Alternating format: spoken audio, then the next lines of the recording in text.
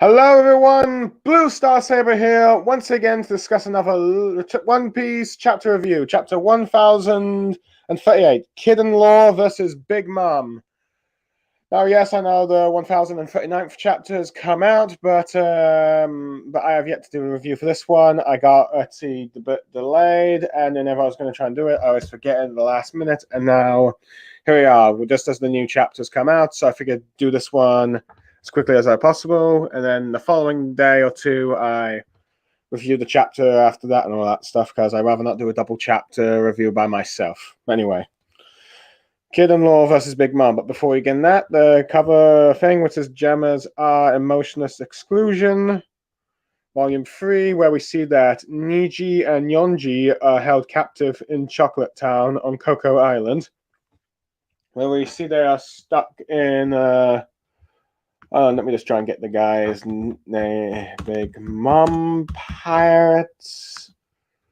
Let's see, just... the Charlotte family. I'll just get that up because, well, I believe it's the 11th son. Is it the 11th son? Charlotte Cracker? Or was it 13th? Oh, yeah, 19th son, I said. Charlotte Montador's book. They are trapped in one of Charlotte Montador's books. Sorry if I'm pronouncing that thing, with citizens of Cocoa Town looking them. Though we also see, let's see, Charlotte Oven standing guard over them, along with Pudding in the background and all that stuff.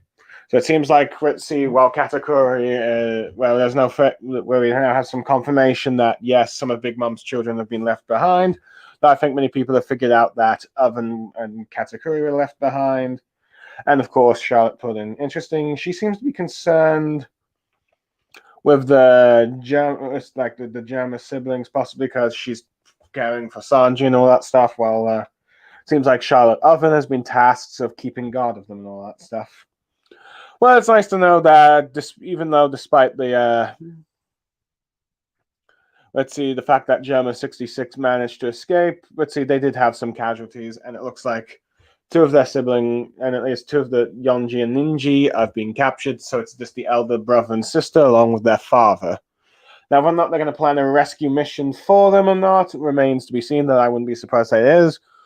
Or they somehow get help from escaping with the help of someone like Pudding.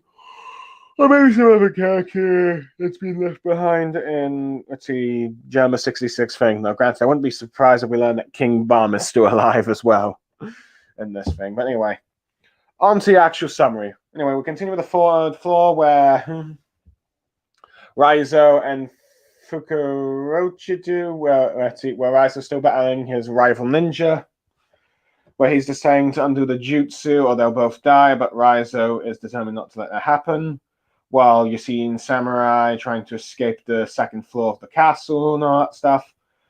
Let's see, but saved by Jinbei, who when some ceiling starts to fall down on them and all that stuff. Let's see, with Jimbo commenting about why is it that the flames have spread, how have the flames been able to spread so far.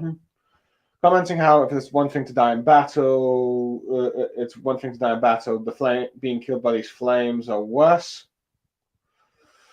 Anyway, we end up going back to performance floor where you see onlookers, trying to, stay away from Big Mom's fight and all that stuff, and warning people not to get in there.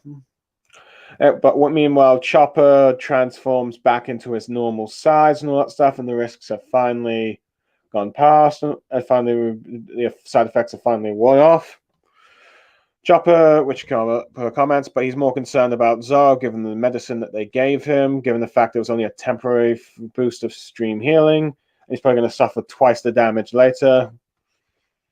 As he hopes that he was able to win his fight, but even at the moment he cannot move.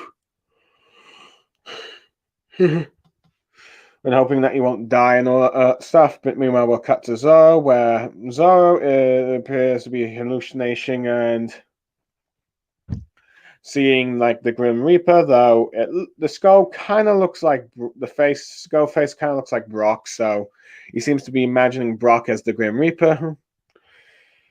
And he seems to be thinking that it's about to strike him with a scythe and all that stuff.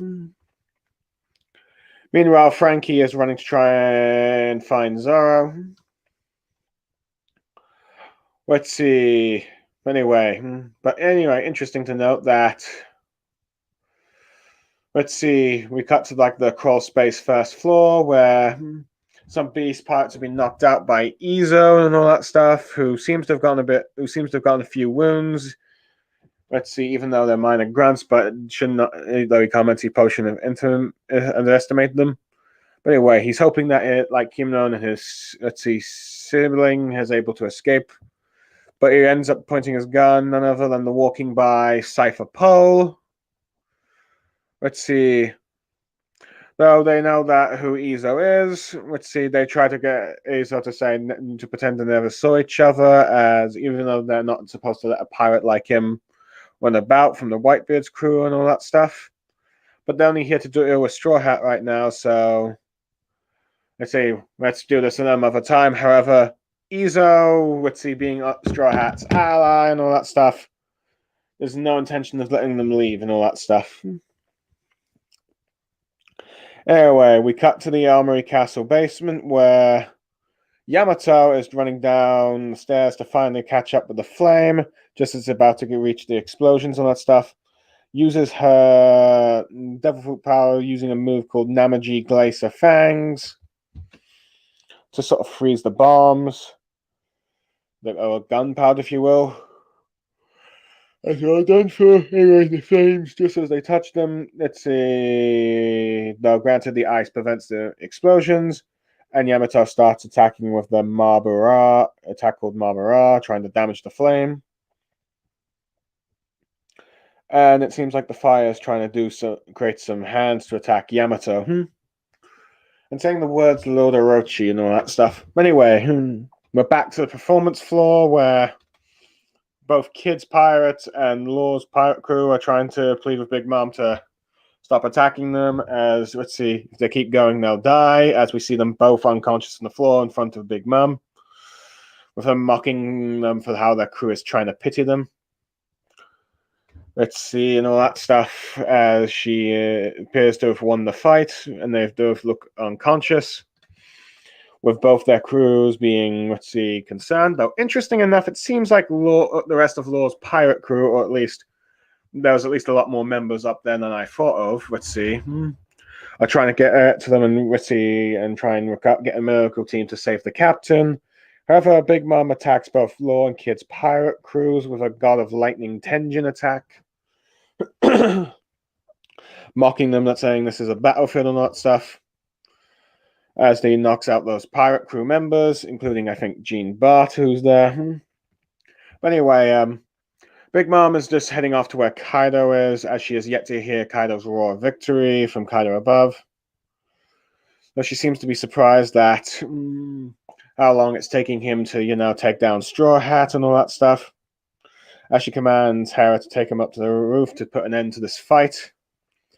However, Ritzy Law uses another one of the crew moves, his Awakening Devil Fruit, then using the attack Amnesia to let Ritzy stretch out his sword to stab through Big Mom's arm and her chin and all that stuff. With like some of the members of the Beast Pirates and some of the Big Mom's homing going like, "Is she dead?" With Law shocked Chopper shocked by the huge sword. Let's see. With Law comments about how he knew that the last one had an effect and the penetration doesn't hurt, but the real pain comes from.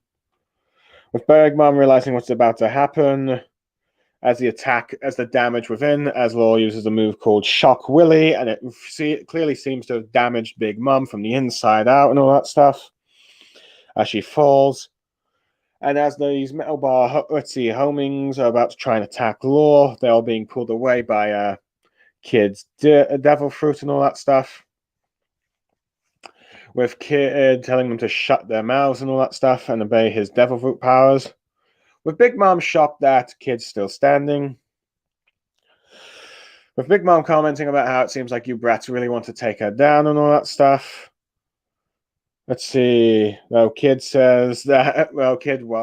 Kid says he has some reason he's driven by a different goal now, as he's guessing that Kaido's nearly up there. That is nearly done up there too, and makes a comment about how even water droplets can carve stone given enough time, as there ain't a single thing in this world that is totally impervious to damage. And then transforms his metal into a giant metal punk rock bull using an attack called Punk Coronadino. Let's see, charging in front of Big Mom, pushing her and clearly damaging her to some bit. Let's see, of many commenting how this bull is even bigger than Big Mom.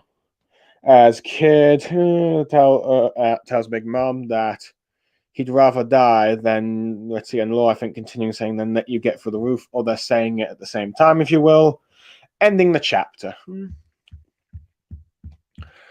First off, I have to admit, despite the fact that it's a chapter called Kid and Law versus Big Mom, most of that fighting is, let's see, towards the end of the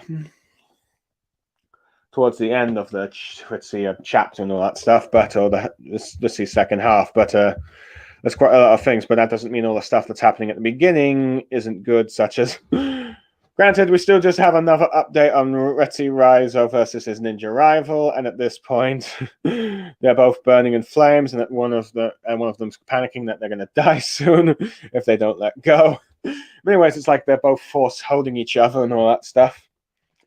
And I like how, even though let's see, Jinbei, after his fight with Who's Who, is trying to help his allies and that's trying to save their lives as the flames gets out. It's nice to know that Chopper has finally reverted back to his original form, despite the side effects. I'm not sure if it's like 30 minutes in transformation, 30 minutes as a little thing, or maybe even an hour of that. But anyway, at least we now know that Chopper is now prioritizing and focusing on Zoro, who is currently, hallucinating right now, and I assume that is probably Bark, like I said, but quite spooky how he looks like the Grim Reaper. I mean, if Oda was a bit more of a didn't make Brock a goofy character, he'd look intimidating as the Grim Reaper, at least from what we've seen. We also see Frankie going there, but who knows?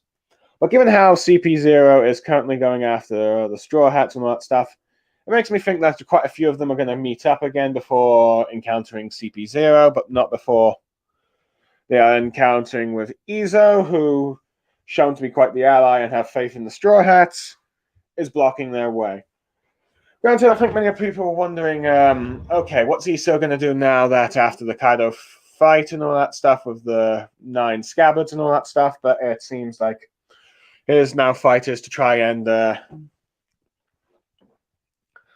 deal with, let's see, the CP0, or at least hold them off as long as I can. Granted, I'm not sure if he's going to end up dying against them and all that stuff, but then again, Oda has done quite a few false teasers of deaths with this arc, particularly with the 9 scabbards, so I'm not entirely convinced, but clearly a good fight, and given the fact he's been wounded a bit, I don't think he's going to beat them, and we're probably going to have another fight off screen, but at the very least, we still get an update of what's going on between them. At the very least, we might just get a pan of him trying to shoot them before being knocked out and all that stuff, so there's that.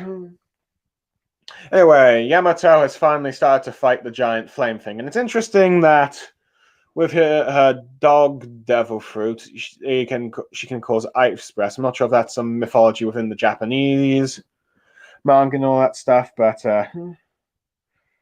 nice to know that. Let's see, it was able to prevent the gunpowder from exploding just straight away and all that stuff, but it seems like her attacks aren't doing much damage as the flame is turning one of its eye things into an arm to attack. Into attacker and is suffering damage, but her fight against Kanjuro's flames has begun, if you will. Anyway, let's see. It looks like, at first we're led to, anyway, now to finally the Kid and Law fight thing, in which They both look like they're down to the count, and their member and their crewmates are worried. But as we know, that's not the case. And these two have strong wills just as much as Luffy does.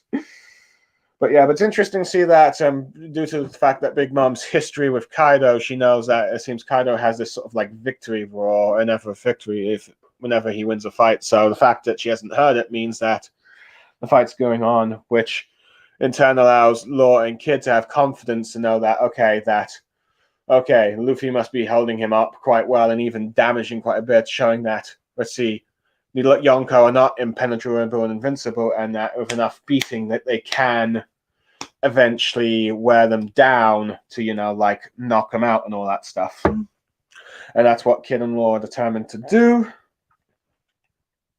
And anyway, and we kind of see that with the Law's them using their awakening ability, like Raw's Kroom, to like stab through Big Mom and all that stuff. And normally this would be like a move that would kill someone, stabbing through an arm and then shin, but the real impact is like the inside shockwaves, which I quite like how Big Mom's weakness is that while she's strong on the outside, impenetrable, if you will, for the most part, unless Mother Cranimal, of course, is crying, but on the inside, you can damage her as much as you want. So in many ways, Law is like the worst opponent for her to face in this regard. But of course, with Kid there, with his metal abilities and all that stuff, once Law has damaged her from the inside, he can attack on the outside to cause even further damage, as the inside damage is surely weakening her. I have to admit, I do like his giant metal bull thing. In many ways, it's like his giant avatar ride or summoning thing, if it was like in Naruto. But yeah, but I do like how these two are determined to die. These two are determined to like they rather die first than let Big Mom get to the roof and turn the tide of the fight, as they are determined to take her down before the fight can join to Kaido. All that stuff. But anyway, I know that the next chapter is out and what the results of that fight thing, or at least what implied is, but given how Oda's been structuring it, you'd say like 2 or 2.5 chapters of fighting, with like this one being sort of like the setup of their fight, with the next one likely to be the conclusion of it, as the fight will be focused on and all that stuff, while also doing a bit of let's see who's who with like the fights going on right now. So yeah, let's see. So likely Big Mom is probably going to be taken down from the next chapter or two. So that will probably get some confirmation and all that once I get to reviewing the next chapter. Overall, I'll give this a chapter an 8.5 out of 10. Well, I'm a bit disappointed that despite the title being Kid and Law versus Big Mom, it was mostly just half the chapter, but I do like how we see Izo now preparing to fight CP0, Chopper back to his current state and trying to come and rescue Zoro, while Yamato is trying to stop the flames just as they reach the gunpowder and all that stuff.